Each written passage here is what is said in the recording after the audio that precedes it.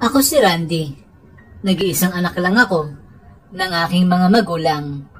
Kaya spoiled ako at lahat ng gusto ko ay kanilang binibigay sa akin.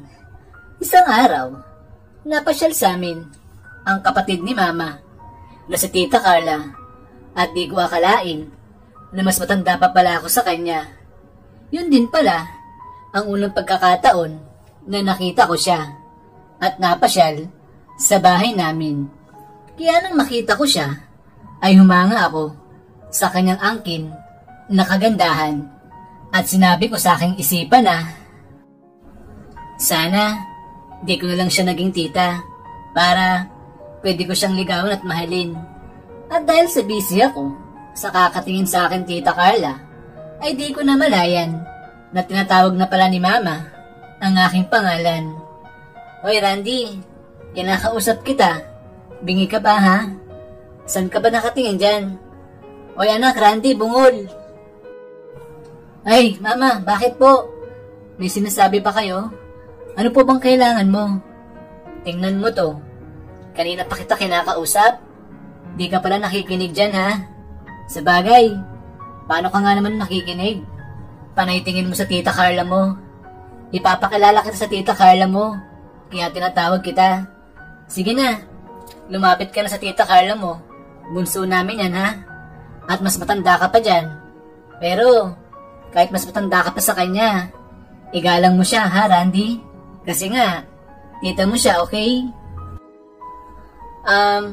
Sige po Mama. Hi po Tita Carla. Kamusta po kayo? Ito pong unang beses na magkita tayo. Kinagagalak ko po kayo makilala. Sana ay ganun din kayo sa akin. Oo nga Randy. Ito ang unang beses na magkita tayo at magkakilala. Paano kasi? Ngayon lang ako napasyal dito sa inyo. Kasi bagong lipat lang kami. Malapit dito sa lugar nyo. Ng mama mo na si Ate Jean. Ganun po pala. Di okay po. Kasi malapit na kayo sa amin. Mapapadalas na po ang pagkikita natin. Oo, baka nga. Kasi lagi na akong papasyal dito sa inyo para makasama ko si Ate Jean. At nga pala Randy, baka pwede. Carla na lang ang tawag mo sa akin. Kasi mas matanda ka pa pala sa akin. Naiilang kasi ako pag tita tawag mo sa akin. Pakiramdam ko, nagiging matanda na ako nun. Ay, ganun po ba? Mama, paano yan? Okay lang sa'yo na Carla lang ang itawag ko kay Tita Carla? Di ba kayo magagalit ha, Mama? Okay lang naman sa akin. Wala naman tayong magagawa kung yun ang gusto ni Carla. Kaya sige, yun na lang ang itawag mo sa kanya para maging kampante ang kapatid ko na yan. Sige po Mama, buti payag kayo sa gusto na yon ng kapatid mo na si Tita Carla.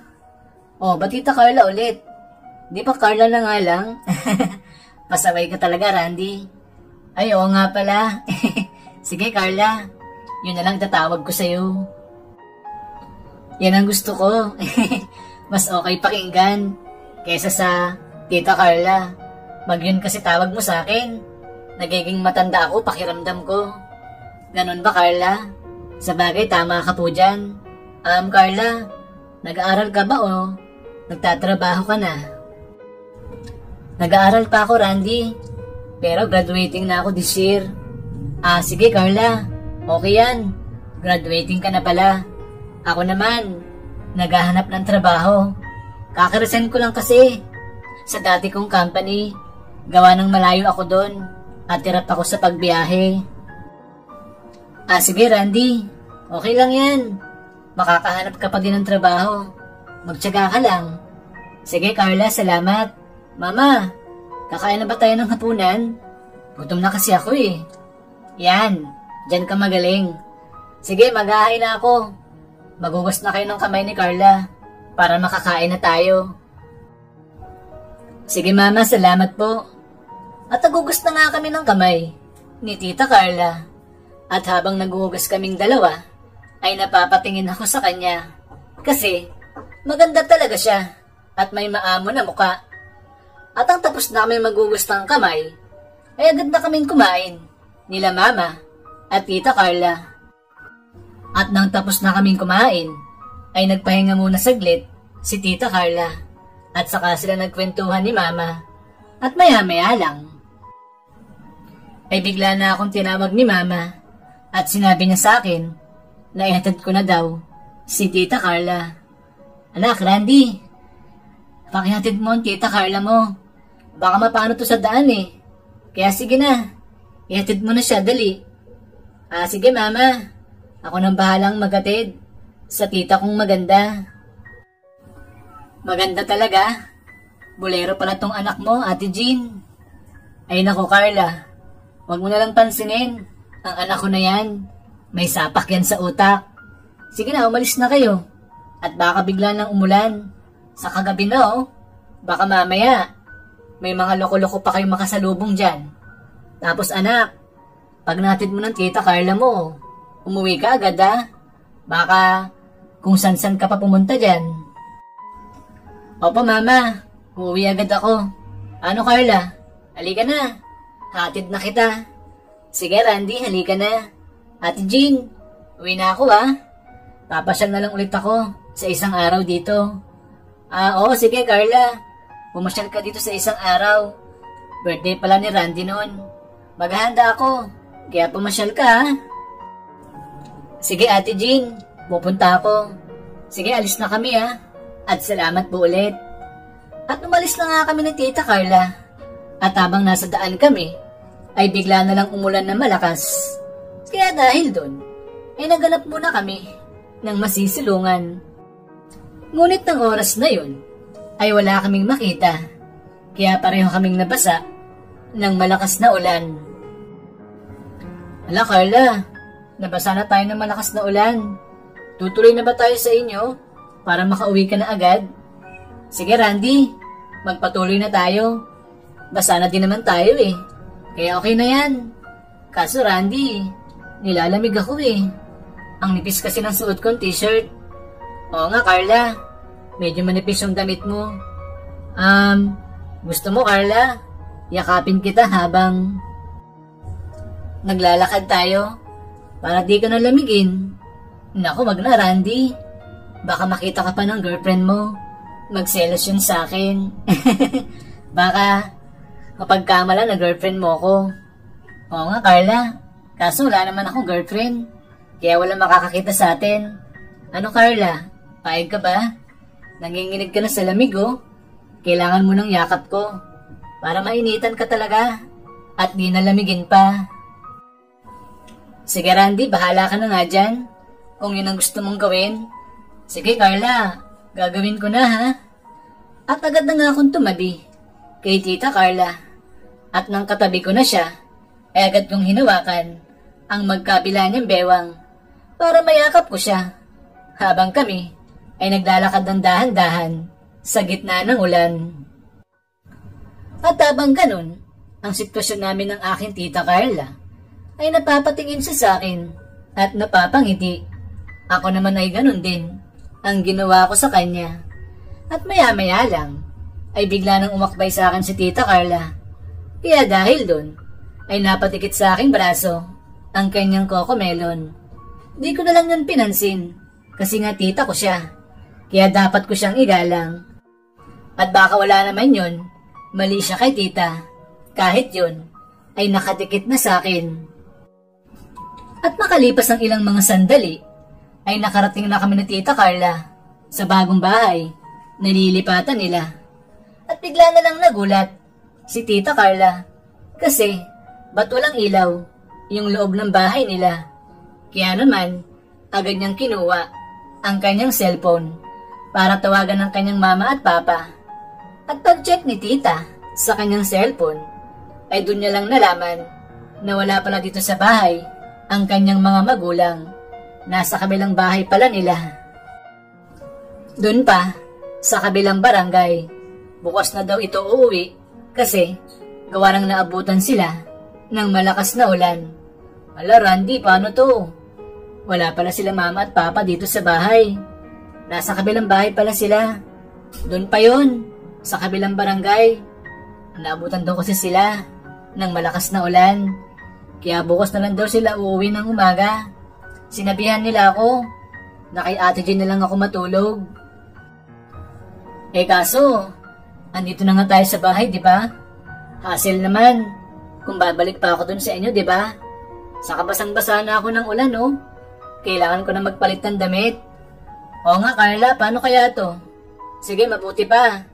Pumasok muna tayo sa loob ng bahay nyo. May susi ka ba, ha?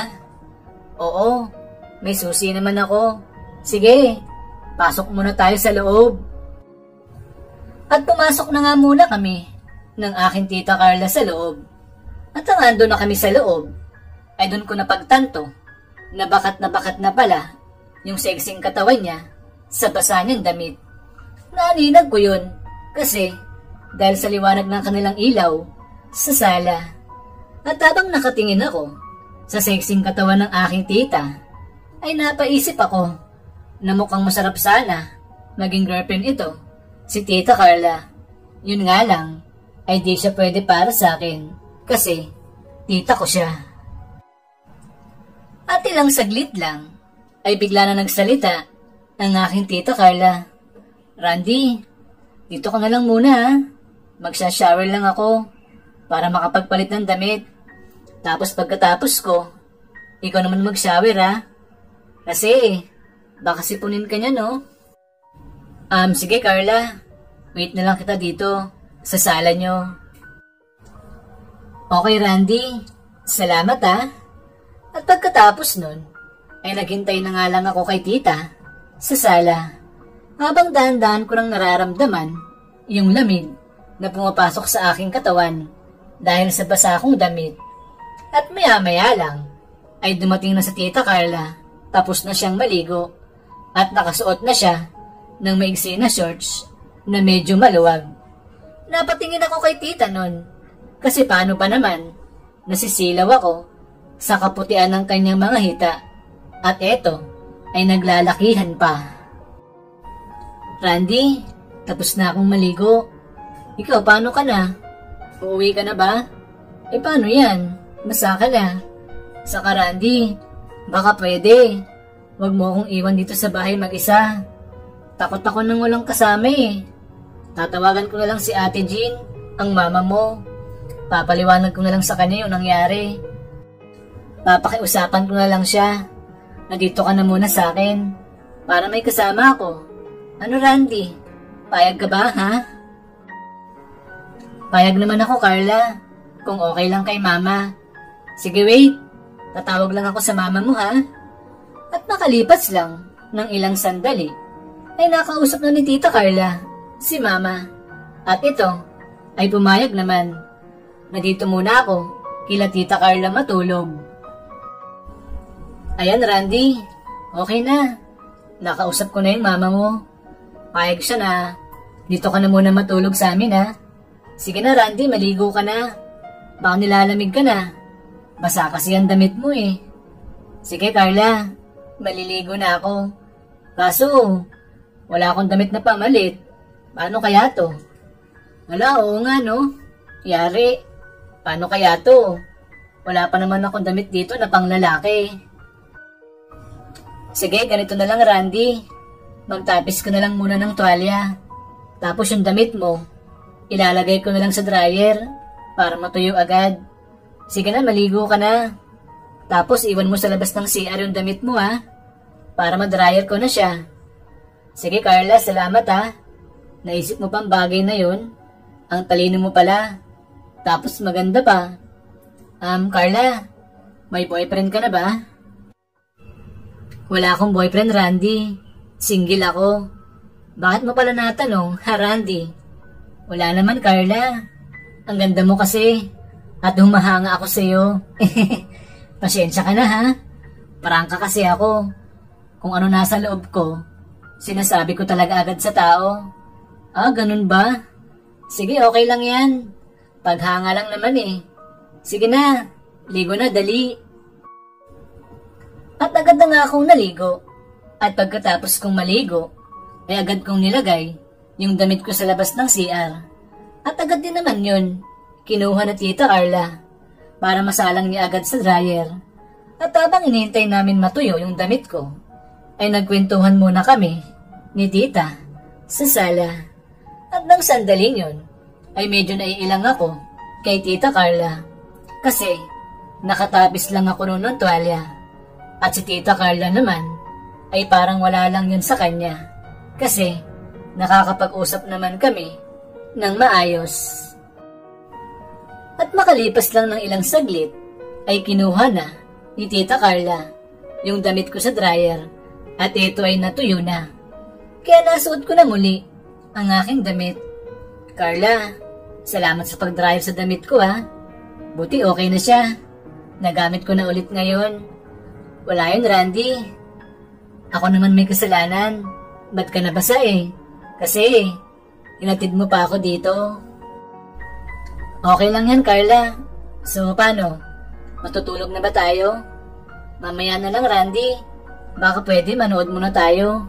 Halika, Randy, samahan mo ko. Sige, Carla, halika. Manood muna tayo. Ano naman pala papanoodin natin? Ikaw, Randy, ano bang gusto mong panoodin natin? Wala akong maisip, Carla eh. Ay, ganun. Di kung gusto mo. Ako na lang ang panoodin mo. Sasayaw na lang ako sa harapan mo. Seryoso ka ba, Carla? Kung seryoso ka, di sige. Ikaw na lang ang papanoodin ko. Ay, oo nga pala. Napanood ko pala yung video mo sa TikTok. Ang galing mo pala sumayaw, Carla. At ang galing mong gumiling dun ah. May talent ka pala, Carla. Kaya nga, sabi ko sa'yo, sasayawan na lang kita. Yun ay, kung gusto mo lang naman. Sige nga, Carla. Sayawan mo ako. Sample nga dyan. At pagkasabi ko nun kay Tita Carla, ay agad niya nang ginawa. Agad siyang pumwesto sa harapan ko at dahan-dahan na siyang sumayaw. At habang siya ay sumasayaw na, ay napapatitig talaga ako sa kanya. Kasi palong-palo yung pag-indayog ng kanyang bewang at balakang. At kasabay pa nun ng pag-uga ng kanyang mga nasa harapan na talagang pumukaw ng aking atensyon ng oras na yon. At ilang saglit lang, habang sumasayaw si Tita Carla sa aking harapan, ay bigla niya akong tinitigan ng malagkit. At pagkatapos nun, ay dahan-dahan na siyang lumapit sa akin. At nang malapit na siya sa akin, ay bigla na lang ako nakaramdam ng kakaiba. Kasi pakiwari ko, ay parang nadadala na ako sa sayaw na yon ni Tita Carla. Kaya naman dahil dun, ay agad ko na siyang pinahinto sa kanyang pagsasayaw. Carla, okay na ako. Sige na, tama na pagsasayaw mo. Baka mapagod ka niyan eh. Ako pang sisihin mo. O Randy, bakit mo ko pinahinto sa aking pagsasayaw? Hindi mo ba nagustuhan ang pagsasayaw ko na yon ha? Gusto ka naman siya, Carla. Kaso ano kasi, baka madala na ako sa sayaw mo na yon. Ang sexy mo kasing sumayaw eh. Kaya naman pala. Sige, ngayon alam ko na. Sayang, kung kailan pa naman ginaganahan na ako sumayaw. Doon mo pa ako pinahinto. Di mo tuloy makikita yung pag-indayog ng sobra ng balakang ko at bewang. Sige, Randy, kung yun ang gusto mo, tititigil na ako. Saka, parang napagod na nga ako. Di bali, Carla, next time ka lang ulit sumayaw sa harap ko. Yun lang, kung papayag ka ulit. Di na ako papayag, Randy. Ikaw kasi, pinahinto mo ko ngayon. Di mo ata gusto yung pagsasayaw ko. Nice. Kaya Randy, wala nang next time, no? Minsan lang to. Kaso, sinayang mo naman. Ay, ganun ba? Sige, Carla. Ituloy mo na pagsasayaw mo ngayon. Wala na pa ng next time eh. Ay nako, ayaw ko na no? Nawalan na ako ng gana eh. Kaya huwag mo na akong pilitin no? Ikaw kasi eh, may nalalaman ka pang dala dyan. Kung pinigilan mo kaya, di sana nakita mong malapit kong moves sa pagsasayaw. Sayang naman, Sige Carla, di bale. Okay lang. Kung wala nang next time, yung videos mo na lang sa TikTok, yung panonoorin ko. Sa TikTok talaga? Ayaw mo ba ng live at nasa harap mo lang? Eh di ba sabi mo, wala nang next time? Ayaw naman kitang pilitin na gawin ulit ang pagsasayaw mo na yon. Baka mamaya, magalit ka pa sa akin dyan eh. Joke lang yun, ano ka ba? Sige, sa birthday mo na lang ulit, Randy. Sasayawan kita ha? Di ba? Sa isang araw, birthday mo na. Oo, Carla. Sa isang araw, birthday ko na nga. Sige, aasahan ko yan ha. Sa araw ng birthday ko, sasayawan mo ulit ako. Oo, sige Randy, pangako yan. Basta dapat, control mo yung emosyon mo ha. Baka mamaya, bigla mo na naman akong patigilin dyan. Sabihin mo, nadala ka na naman. Sige Carla, kukontrolin ko na yung emosyon ko. Para naman, makita ko ng buo yung galing mo sa pagsasayaw. Lalo na, yung pag-intayog ng balakang mo at bewang. Carla, ang lambot ng bewang mo. Ang galing mong sumayaw. Sige Randy, salamat ha. Paano? Matutulog na ba tayo ha? Ikaw Carla, inaantok ka na ba ha? Di pa naman ako inaantok Randy. Kung gusto mo, maupong muna tayo sa sopa. Magkwentuhan muna tayo doon ng kahit ano. Sige Carla, halika. Doon tayo sa sopa. Magkwentuhan muna tayo. Para antukin na tayo. At ang ando na kami ni Tita Carla, ay agad na nga kaming naupo nang magkatabi. Na halos magkadikit lang kaming dalawa. Carla, ano naman pagkukwentuhan nating dalawa ha? Ikaw na magbigay. Wala kasi ako maisip eh. Ako pa talaga. Ikaw na mag-open. Ikaw ang lalaki eh. Sige. Tatanong ko lang sana. Nakailang boyfriend ka na ba? Isa pa lang naging boyfriend ko, Randy. 1 year din kami tumagal. Tapos ngayon, single ako at walang boyfriend. Nakapokus kasi ako sa pag-aaral ko. Kasi di ba nga, graduating na ako ngayong taon. Kaya dapat, wala munang boyfriend. Para makapag-focus ako, di ba? Sa bagay, tama ka, Carla. Matanong ko lang, Carla. Sana huwag kang magalit sa akin, ha? May tsuktsak bang naganap sa inyo ng boyfriend mo? Wala lang. Natanong ko lang naman. Pasensya ka na sa tanong ko na yun, ha? Okay lang, Randy. Open naman ako sa mga ganun topic. Oo, meron. Kaso isang beses lang yon at di na naulit pa. Ay, ganun? Ba't isang beses lang? Ba't di na siya naulit pa, ha? Di ako nasarapan. Charot lang. Ano kasi, basta. Akin na lang yun. Wag mo nang sagutin, ha? Sige na nga, okay lang. Wag mo nang sagutin. Mukhang alam ko na yung sagot. Alam talaga? Ano namang sagot? Ha, Randy? Yun na nga, di ka nasarapan. Tama ako, di ba? Loko, ayaw kong sagutin yan. Bahala ka nga dyan. Randy, maiba tayo. Ikaw, ba't wala kang girlfriend, ha? Nagkaroon naman ako ng girlfriend dati. Mga 3 na. Kaso yun, nag-iwalay din kami. Tapos sa ngayon, wala akong girlfriend. Kasi ikaw yung hinihintay ko. Buti nga dumating ka na eh. Uy, loko-loko ka talaga, no?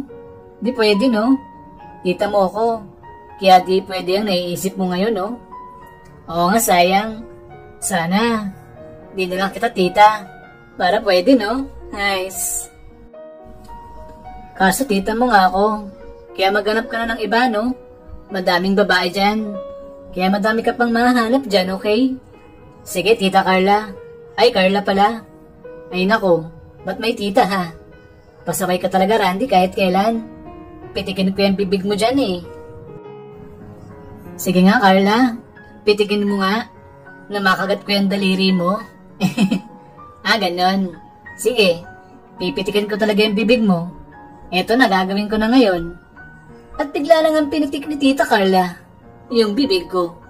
At pagpitik niya sa bibig ko, ay agad ko namang hinawakan ang kanyang kamay. At nang hawak ko na yun, ay nagkatinginan kaming dalawa. At maya-maya lang ay bigla ko nalang naisip na halikan ang kamay niya na yun. At ang hahalikan ko na yun ay wala naman naging pagtutol si Tita Carla. Hinayaan niya lang na gawin ko yun sa kanya. At paghalik ko dun ay amoy na amoy ko ang kabanguhan nun at kalambutan niya. At pagkatapos ko yun magawa ay muli ako napatingin kay Tita Carla. At siya naman ay napatingin din sa akin. Nagtitigan kami ng ilang mga segundo hanggang sa mahawakan ko na ang kanyang muka. At habang hawak ko na ang muka ni Tita, ay bigla siyang nagsalita. At eto ang sinabi niya sa akin, Randy, para saan yun? Ba't mo yung ginawa sa akin? Saka, wag mo naman akong tingnan ng ganito. Nahihiya na ako sa'yo, Randy. Nang masabi yun ni Tita Carla, ay di ko siya pinansin. Nakatingin lang ako sa maganda niyang muka. At pagkatapos nun, ay dinampi ko na yung dalawa kong kamay sa kanyang magkabilang mga pisngi. At saka ko siya tinuka sa kanyang labi.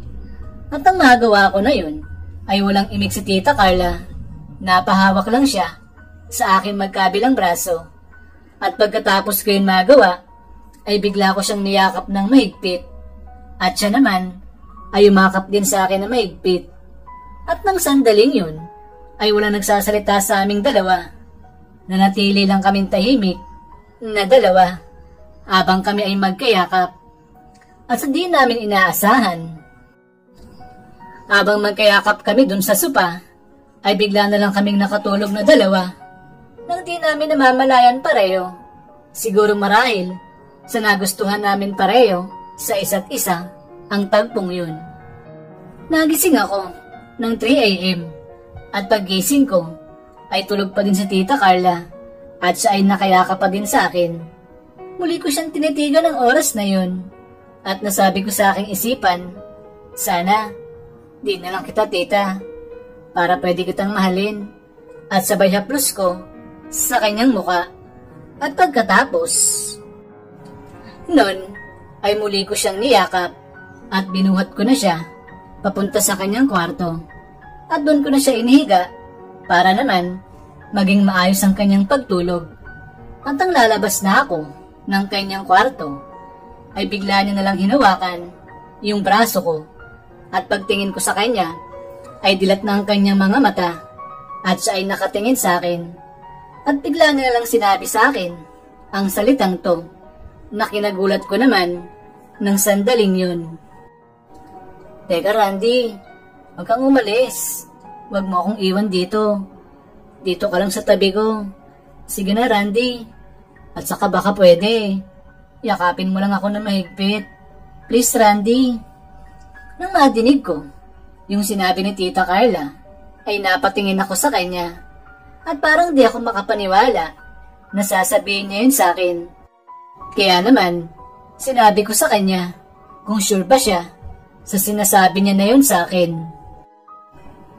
Carla, sure ka ba dyan sa sinasabi mo na yun, ha? Baka nagbibiro ka lang dyan, ha? Oo nga, Randy, sure ako sa sinasabi ko na yun sa'yo.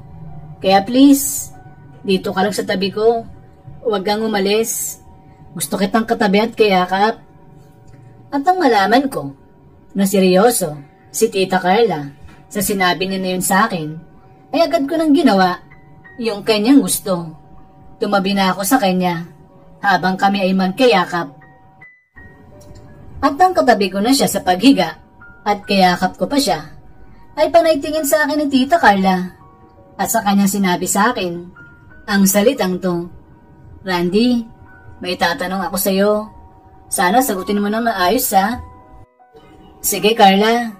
Sasagutin ko siya na maayos. Ano ba yung tanong mo na yan? Kung sakaling di mo ako, Tita, magugustuhan mo kaya ako? At pwede kaya tayong maging mag-boyfriend at girlfriend? Nagulat ako sa tanong na yun ni Tita Carla sa akin. Kaya naman, napatingin talaga ako sa kanyang mga mata.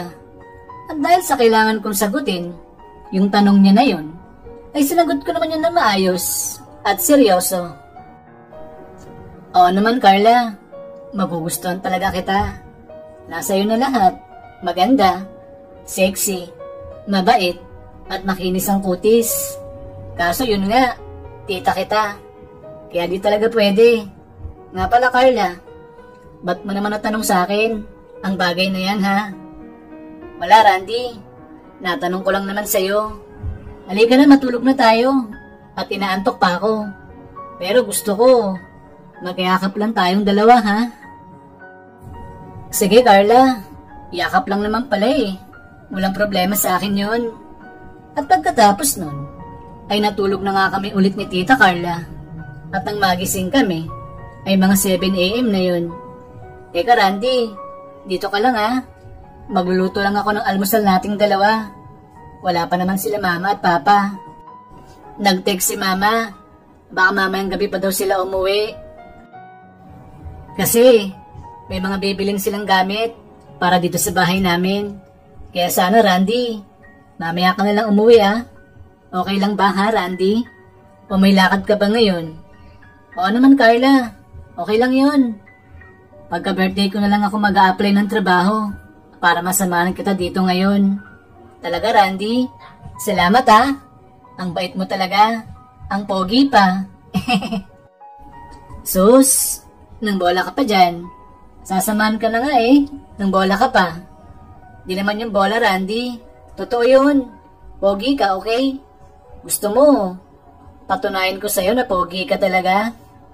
Anong pagpapatunay naman yung gagawin mo, ha, Carla? At ang tanungin ko yun kay Tita Carla, ay agad siyang lumapit sa akin. Nilagay niya yung dalawa niyang kamay sa magkabilang balikat ko. Tinatigan niya ako at saka niya ako tinuka sa aking labi ng paulit-ulit. At pagkatapos niya yun magawa, ay bigla siyang nagsalita. Ayun, Randy, okay na ba yun, ha? Siguro naman, naniniwala ka na sa akin, oh. Kasi kung di ka pogi, di ko yun gagawin sa'yo. Sige na, dito ka na muna, ha? Magluluto na ako ng almusal natin, okay? At bago umalis si Tita Carla, ay muli kong hinaltak ang mga kamay niya at saka ko siya tinuka sa kanyang labi na alam kong nagustuhan niya din naman. Ikaw talaga, Randy. Humirit ka pa dyan. Okay na. Mamaya na lang ulit. Gutom na kaya ako. Kaya kailangan ko na magluto, okay? Sige na. Dito ka lang, ha? Wait mo yung lulutuin kong pagkain natin. At pagkatapos nun, ay napangiti na lang ako kay Tita Carla. At saka na lang ako naghintay sa iluluto niyang pagkain.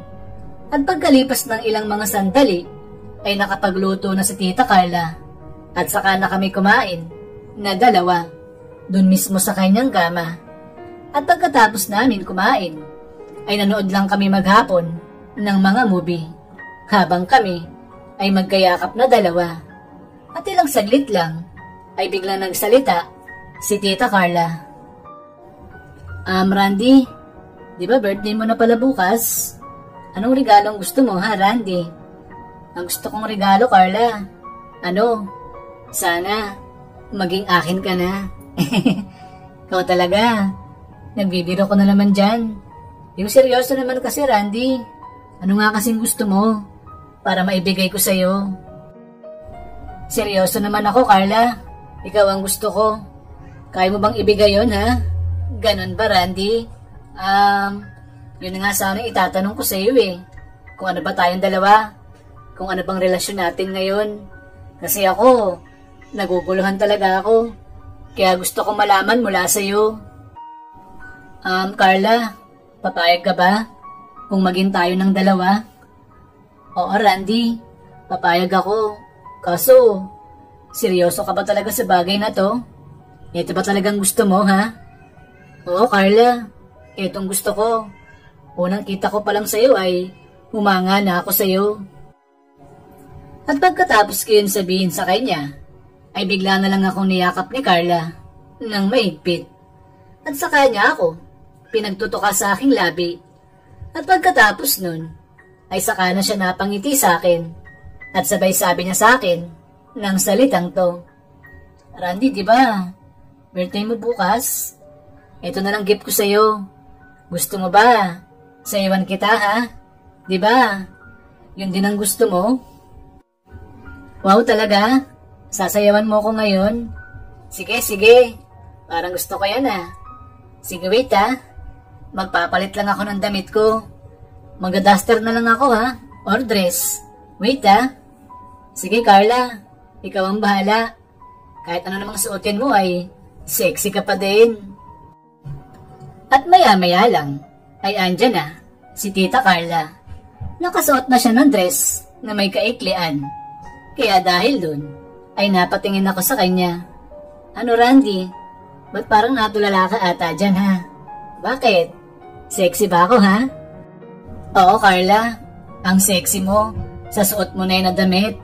Bagay sa'yo. Sige Randy, salamat ha. Sige na, sisimulan ko na ang pagsasayaw ha. Panoodin mo lang ako ng mabuti ha.